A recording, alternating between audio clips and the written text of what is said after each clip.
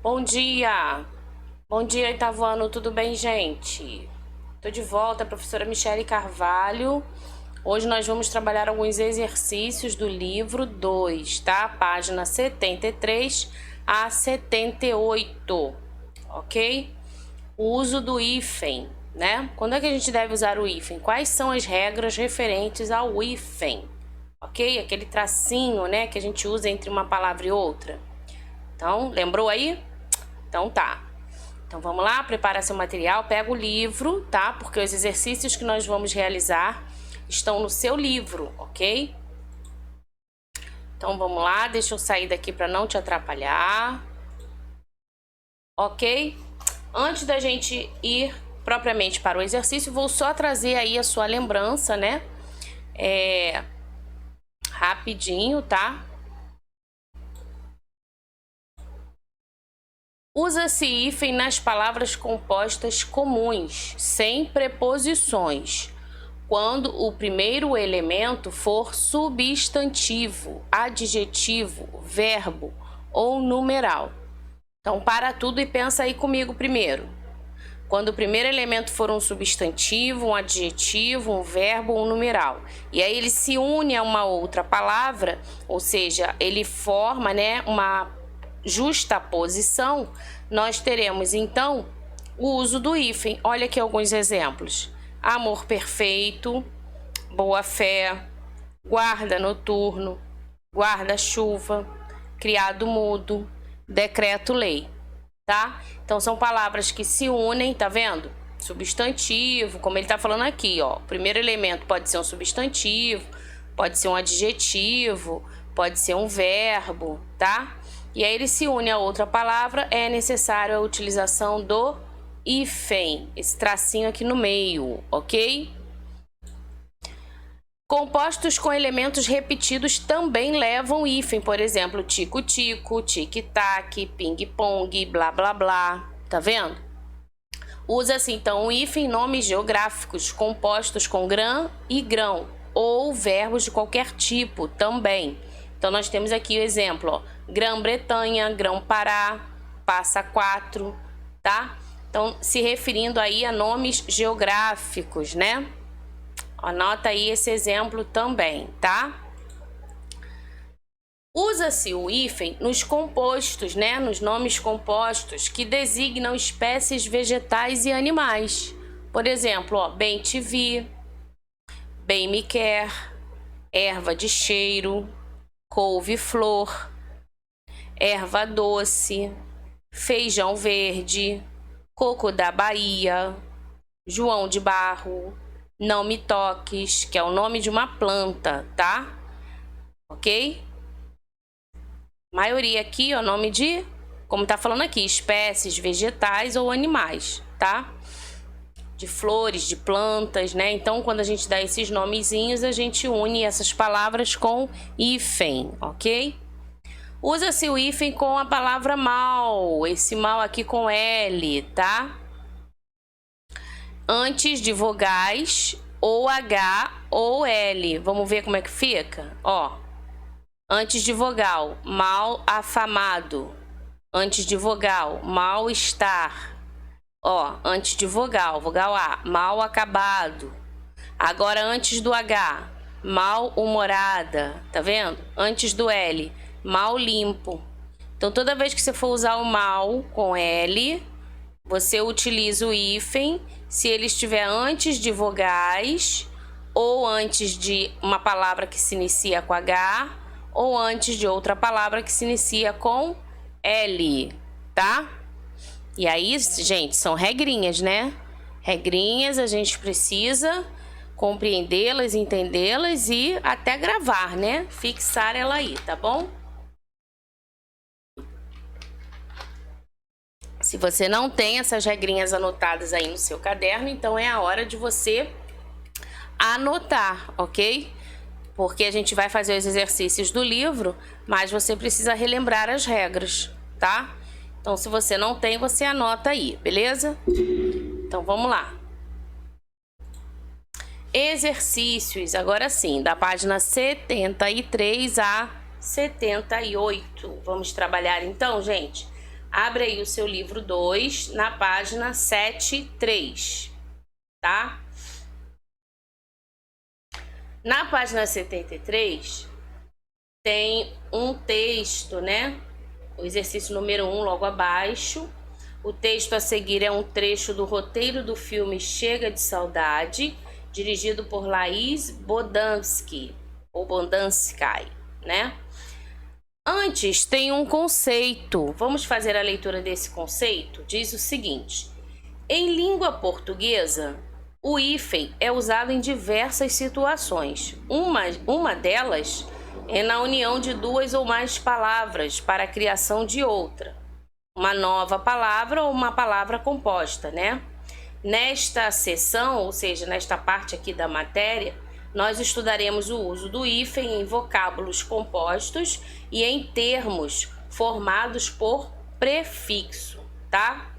E aí nós veremos, à medida que a gente for fazendo os exercícios, eu vou apresentando para vocês, vou relembrando as regrinhas e os conceitos de cada um, ok? Então vamos fazer primeiro a leitura do texto, tá? Você tem o livro e você tem o texto aí no seu livro na página 73. Então acompanha comigo a leitura. Eu não coloquei o texto em slide justamente para a gente ler e depois você acompanhar comigo a leitura dele aqui, tá? Então vamos fazer a leitura juntos? Na página 73, que diz assim, ó: sequência 5, dia, externa, interna, rua, saguão, escada. Gente, o que tá aparecendo isso aí? O gênero textual é um roteiro, não é? Ah, então tá. Tanto que o enunciado da questão 1 diz que é o trecho do roteiro do filme Chega de Saudade. Então, confirmando a sua estrutura, né? A gente já percebe aí que nós temos um roteiro, ok? E diz o seguinte: Marquinhos vem correndo pela calçada até Bel. Ele começa a pegar as coisas. Marquinhos, observe que o nome está em letras maiúsculas, não é? Apressado, entre parênteses, é a tal rubrica, né? É a ação, ou seja, quem está interpretando precisa obedecer essas rubricas. E aí diz o seguinte: pega essa mochila. Bel e Marquinhos entram pelo saguão de um predinho e começam a subir uma escada carregando as coisas. Há uma procissão subindo lentamente a escada. No alto, impedindo os demais de avançar, vai seu Álvaro, ajudado por Eldes e Dona Alice. Atrás sobem Elza, Nice, Holanda, Erivelton e Betinho. Bel e Marquinhos entram na procissão e começam a subir a escada. Marquinhos está apressado e irritado. Bel fala baixo com Marquinhos: até que horas vai isso? Imaginou a cena? Ela falando assim baixinho: quando é que isso acaba? Até que horas vai isso? Entendeu? Aí vai lá para a página 74 agora, gente. 74, tá? Tem a capa aí do filme, ó, tá vendo? No seu livro. Não sei se dá pra mostrar aqui, ó, tá? E aí diz o seguinte: Marquinhos, seco, né? Aí ele responde: meia-noite. Ela não perguntou até que horas vai isso? Então ele responde: meia-noite. Aí a Bel, surpresa: você falou que era jogo rápido. Marquinhos: pensa na praia. Aí Bel: você me convidou para ir pra praia ou para pensar na praia? Podia me buscar em casa depois, né? Aí o Marquinhos: aqui já é caminho, gata. É mais rápido. E assim termina essa apresentação de um trecho do roteiro, né? Vamos então para o exercício? É legal a gente ler fazendo a interpretação, não é, gente? Percebeu? Treine isso aí em casa, é legal. Faz um teatrinho. Tem um irmão, tem uma irmã? Faz um teatrinho aí, né? É bem legal, bem bacana. A gente precisa ocupar o nosso tempo com situações que edificam, né? Que nos ensinam e que também sejam, que também nos distraiam, não é verdade? Então, faz um teatrinho aí, bem legal. Letra A, gente, da número 1. Qual é... Ah, desculpa, peraí. Antes de fazer a pergunta aí, que na verdade não é a número 1, é a número 2. Na número 1 são questões para respostas pessoais, tá? Então, a gente tem 3 perguntas aí na número 1. A letra A diz assim, ó: Por que os personagens de Marquinhos e Bel estão nesse evento? Converse então entre vocês aí sobre as diversas possibilidades que possam existir e registre a sua hipótese. Mesmo sem a gente ter visto o filme, você pode imaginar a partir da leitura do roteiro, entendeu? Então você pode escrever aí o que vocês acham, imaginam, porque eles estão passando por uma procissão, né? Mas eles estão com a ideia de ir pra praia, enfim. Tenta criar aí na sua cabecinha, nas suas ideias, que possibilidades seriam, tá? E na B, que idade os personagens aparentam ter? Por quê? Devem ser jovens, né? O que você acha? Essa coisa de até que horas termina? Por que você não me falou? Né? Parece coisa de jovem. E na C, gente, o que mais chamou a sua atenção na história? Comente aí, tá? Então, beleza. Número 2 agora. Agora sim. Observe a expressão do texto em que foi empregado o hífen. Qual é essa expressão e com que função ela foi utilizada? Quando a menina pergunta, né, até que horas vai, qual é a resposta dele? O que ele diz aí para ela, gente? Meia-noite, né? E ela foi utilizada para indicar o quê? O tempo, o horário, na verdade, do término aí do evento, não é isso? O tempo em que acabaria, né? Ou quando ela pergunta até que horas vai, não é isso? Na B, de que modo essa expressão foi formada?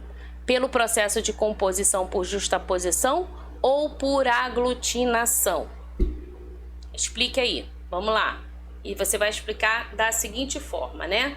Se houve a união de duas palavras e não houve nenhuma perda fonética, então foi justaposição, correto? Muito bem. As palavras se unem sem que a sua integridade sonora sofra alterações. O que é integridade sonora? Gente, foi o que eu acabei de falar. Não houve nenhuma perda fonética, tá? Quando há perda, é porque elas se formaram por aglutinação. Quando não há nenhuma perda, é por justaposição. Elas apenas se uniram, ok? E foi utilizado o hífen ali para só separar uma da outra, tá? Corrigiu aí? Muito bem. Vou passar então, hein?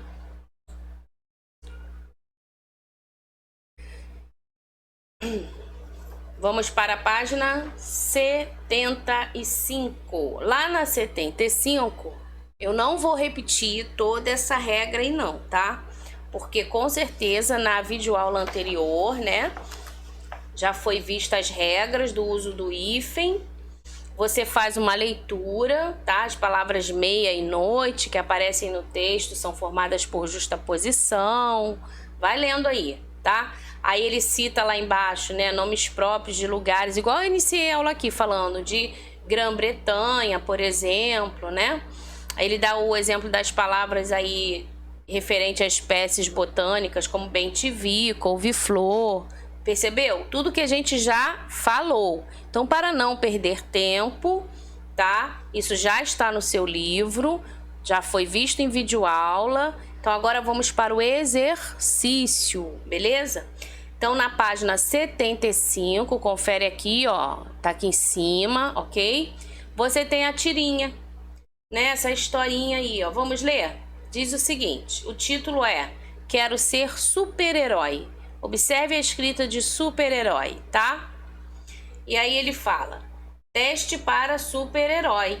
Tentativa número 1, a aranha radioativa. Olha aqui. E aí ele tá ali assobiando, ó. Esperando o tempo passar. O que será que ele aprontou? Colocou a aranha dentro do micro-ondas? Ai, meu Deus. Aí olha a terceira. Conclusão. Certas coisas só funcionam nos gibis. Torrou a bichinha, né? Olha aí. Não teve jeito, né? Gente, quais eram as expectativas do menino no primeiro quadrinho? O que será que ele esperava que iria acontecer? Será que ele acreditou que a aranhinha aí fosse um super-herói? Fosse se transformar em alguma coisa? Ora, vamos ver o que você respondeu aí? Ele esperava, né, que a aranha sofresse alguma transformação. No último quadrinho, a expectativa do menino se confirmou ou não? E aqui está a resposta, não, né, gente? pois a aranha ela acabou morrendo e não virou um super-herói como ele desejava, tá? Lógico, né? Página 75, então, respondemos as duas primeiras questões referentes à tirinha, tá? Se você já colocou aí a resposta no seu livro, se você já escreveu, vamos então para a página 76. Letra C. A que personagem, super-herói de histórias em quadrinhos, a tirinha faz referência?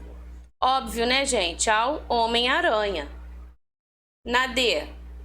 Na fala, certas coisas só funcionam nos gibis. Esse só aí em negrito, que tá no seu livro, tá? Que ideia a palavra em destaque indica? Uma adição, uma oposição ou uma exclusão? Só funciona nos gibis. Que ideia é essa? Só funciona nos gibis. Então ele tá excluindo outras possibilidades? Sim, né? Então a ideia é uma exclusão, pois indica que há coisas que existem apenas na ficção. No caso aí, nos gibis, que são as histórias em quadrinhos, tá? São os HQs, né?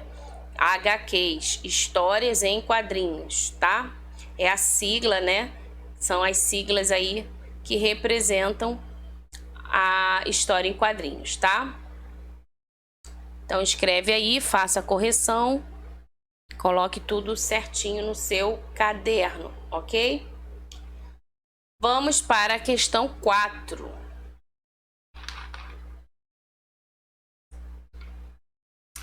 Observe a expressão super-herói, gente. Como essa expressão ela é formada? Lógico, né? Tem duas palavras aí, o super e o herói. Então houve a junção, é isso que você tem que perceber. Houve aí a junção, a proximidade, a união de um prefixo. Esse super é um prefixo, tá? Então houve aí a junção do prefixo super com a palavra herói, ok? Muito bem. Super é um prefixo, tá? Letra B. Com que letra o segundo vocábulo dessa expressão é iniciado, pessoal? Com a letra H, né? Herói. Colocou aí? H.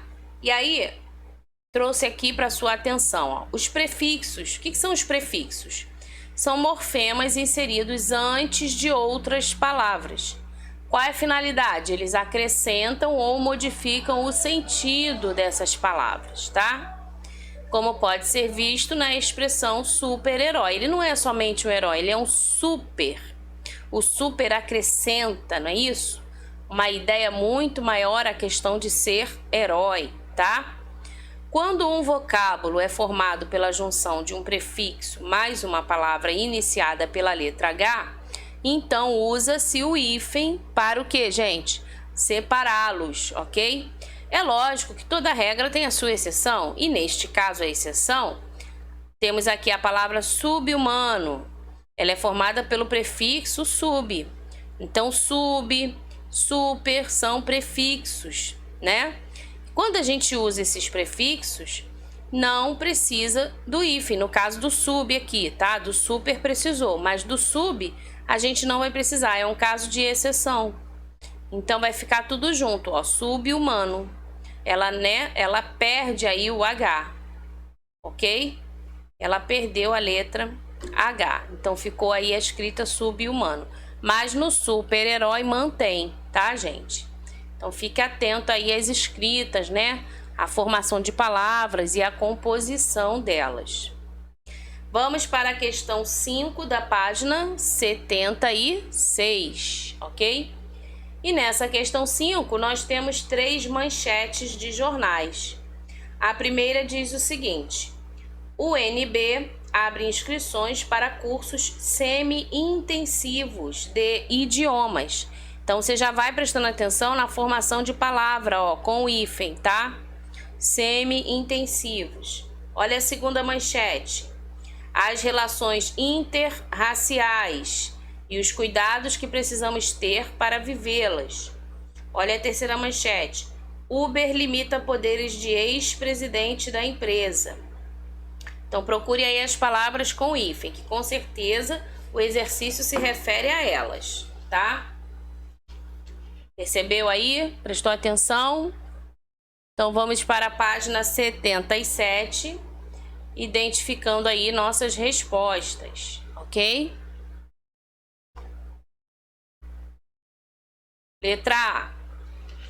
Os assuntos tratados nas manchetes são direcionados a quem, pessoal?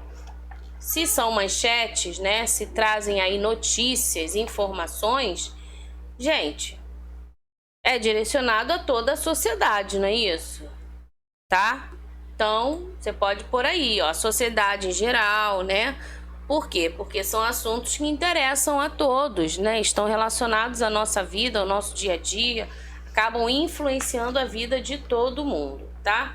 Principalmente, né, no que está se referindo à política, né? Então, são assuntos aí interessantes a toda a sociedade, ok? Letra B. Copie as palavras formadas por hífen que aparecem nessas manchetes, separando cada uma delas conforme a indicação a seguir. Então, o que você vai colocar no quadrinho aí da página 77? Olha só. Você de um lado tem a coluna do prefixo, do lado esquerdo, e do lado direito você tem a coluna aí do segundo elemento, né? Ok? Como é que vai ficar então? Quais são os prefixos que foram encontrados nas manchetes, pessoal? Volta lá na manchete para você ver, ó, prefixo. Semi é prefixo, tá? Que mais? Inter, ó, inter é prefixo. E aqui embaixo nós temos outro prefixo, ex, tá bom? Ok?